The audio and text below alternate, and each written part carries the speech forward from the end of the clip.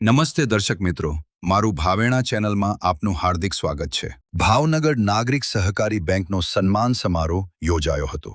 ભાવનગર નાગરિક સહકારી બેંક દ્વારા તેજસ્વી વિદ્યાર્થીઓ તેમજ વિવિધ ક્ષેત્રોમાં સિદ્ધિ મેળવનાર પ્રતિભાશાળી સિદ્ધિધારકોના સન્માન માટે વિશેષ સમારોહનું આયોજન કરવામાં આવ્યું હતું।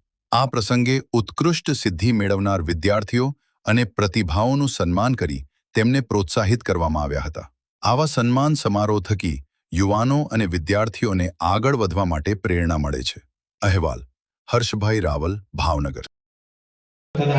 ઇનામો સન્માનની મંચ પાસેથી ગ્રાહકો માટે અલગ અલગ સુવિધાઓનું આજે લોન્ચિંગ આ પ્રસંગે એ મૂકેલો તમારો ભરોસો લેવાનું નક્કી કર્યું અને માત્ર મંત્રી સભાસદોના તેજસ્વી બાળકોને આપ સૌ આપના અભ્યસ્તે ચરિતાર્થ આગામી દિવસોમાં અત્યારે કાળિયાબીડમાં એક શાખા શરૂ થઈ છે। આપને હજી આનંદ થાય કહેતા આનંદ થાય કે આગામી દિવસોમાં હજી 2 બ્રાન્ચ ખોલવા થઈ ગયા।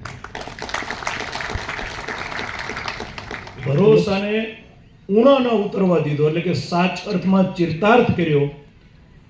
કરોડો રૂપિયાનો બેંકે નફો કર્યો, રિકવરીનો રેટ પણ વધાર્યો, અલગ અલગ 8 બ્રાન્ચોની અંદર નવું રિનોવેશન પણ કર્યું।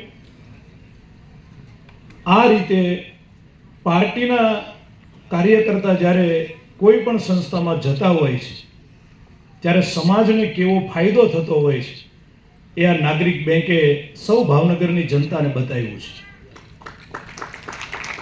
તમામ ડિરેક્ટરશ્રીઓ, પૂર્વ ચેરમેન શ્રી જીતુભાઈ નીચે દેખાય છે, તો આજના આપણા વિશ્વિક નેતા અને વડાપ્રધાન નરેન્દ્રભાઈ મોદી સાહેબની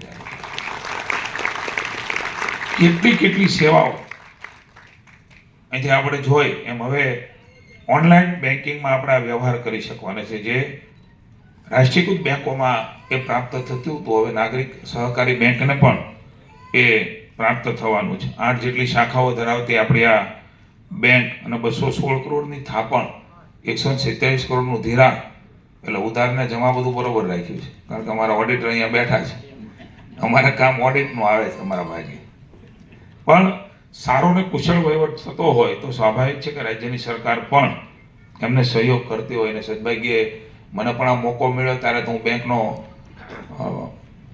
સભાસદ તો ઘણા ટાઈમથી હતો, પણ એક ભાવનગરના નાગરિક તરીકે પીએસસી કમિટીના ચેરમેન હતા, ધર્મેન્દ્રભાઈ મારી પાસે આવ્યા અને એ વખતે લગભગ જગદીશભાઈ વિશ્વકર્મા આપણા પ્રમુખ એ સહકાર મંત્રી હતા રાજ્ય કક્ષાના, સ્વતંત્ર હવાલો, એમને મેં એમની પાસે મોકલ્યા અને 2 કરોડ રૂપિયા ભાવેશભાઈ ગાંધી તો ત્યાં ઠેકડા મારવા માંડ્યા હતા, એ પણ આપણે અપાયા હતા। હમણાં 58 કરોડ રૂપિયા જેવી રકમ પણ આપણી વર્તમાન બેંકમાં વર્ષોથી ફસાયેલી હતી, એ પણ આપી છે। ને હજી પણ કંઈક સરકારમાં આવું કંઈક તમારું પડ્યું હોય ને તમને મળવા પાત્ર હોય તો ઘરના જ ભુવન, ઘરના જ દાખલા છે, આવી જાય।